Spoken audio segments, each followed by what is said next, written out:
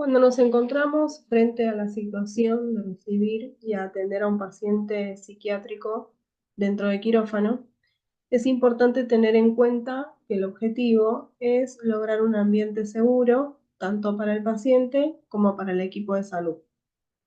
Y para ello debemos identificar el tipo de padecimiento del paciente y si presenta signos de agresión.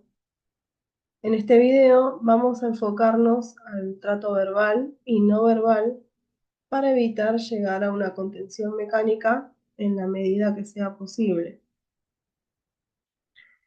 En primer lugar, debemos entender que quien se comunique con el paciente debe ser una sola persona del equipo de salud para evitar que haya diferentes mensajes que puedan aumentar la confusión o que pongan al paciente a la defensiva.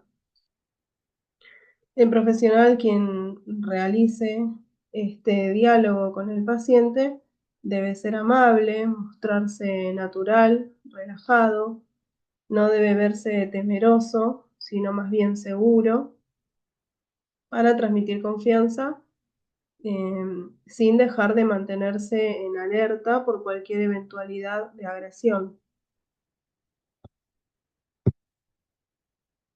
Existen diferentes estrategias verbales a tener en cuenta, como mantener la calma y escuchar atentamente al paciente, reconocer sus quejas, validando sus sentimientos, y esto significa ser empáticos, poder ponernos en el lugar del paciente,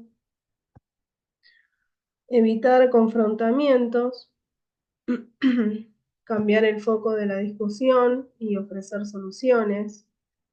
Por ejemplo, si el paciente está enojado porque tiene hambre y no tiene la capacidad de comprender el ayuno que debe hacer durante la cirugía.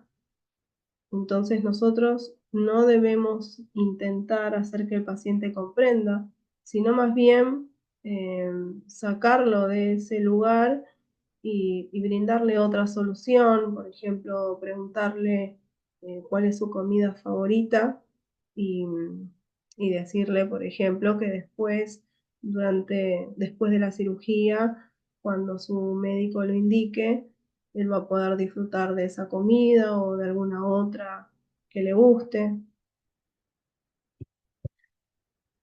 Algo que también es importante a tener en cuenta es el lenguaje corporal y, y esto tiene que ver cómo nosotros nos paramos frente al paciente, cómo es nuestra actitud con el paciente y lo que está bien y lo que está mal. Acá vemos, por ejemplo, una persona cruzada de brazos. Eso es lo que no debemos hacer porque demuestra una actitud desafiante y es lo que tenemos que evitar frente a un paciente psiquiátrico.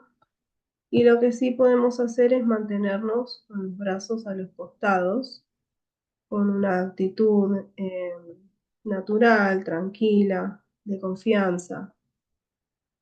En cuanto a la mirada, también es importante no hacer gestos, no eh, estar con el ceño fruncido. Si hacemos contacto visual con el paciente, es importante no realizarlo de manera fija ni prolongada.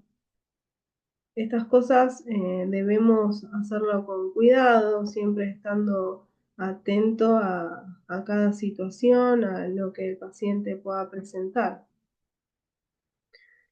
Y acá podemos ver los distintos signos de agresión que pueda mostrar el paciente, como el cambio del tono de la voz, si comienza a elevar la voz, si nos señala con el dedo, haciendo reclamos.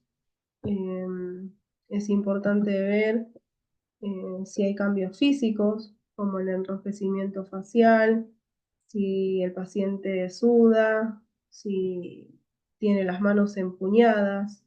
Todo esto es lo que tenemos que observar del paciente para identificar si hay agresión y de lo que debemos estar alertas.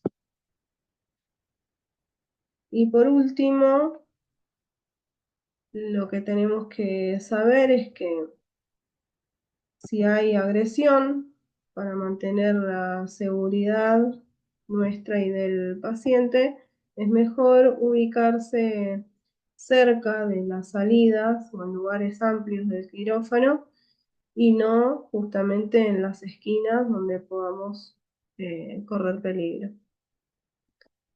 Bueno, eso sería todo. Muchas gracias.